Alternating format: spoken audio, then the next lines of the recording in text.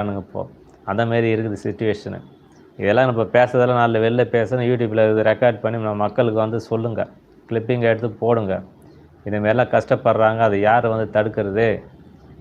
இது சரி பண்ணணும். மாற்றம் வரணும். மாற்றம் வந்தா தான் எல்லாம் நல்லா நடக்கும். அந்த நாள் வரும். மாற்றம் வேண்டும் கேட்டீங்க. அதான் அது கண்டிப்பா செய்யணும் இதெல்லாம். இதெல்லாம் செஞ்சா தான் நாடு டெவலப் ஆகும். இதெல்லாம் எடுத்து சொல்லணும். மக்களுக்கு சொல்ல சொல்ல கவர்மெண்ட் என்ன பண்ணணும், படிப்படியா நடவடிக்கை எடுத்து குறைக்கணும். மதுவிலக்கு பிரிவுன்னு வச்சு அதுக்கு மெயின்டைன் பண்ணுறது ஒரு கலெக்டர் போட்டிருக்காங்க.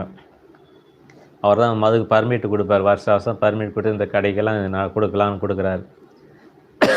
ஒரே நாள் எல்லா கடையும் க்ளோஸ் பண்ணிட்டீங்கன்னா என்ன தெரியுமா நடக்கும்? அவன் கள்ள சாராயம் தனித்தனியாக திறந்துட்டு எல்லாரும் குடிச்சிட்டு சாவடிச்சிடுவானுங்க.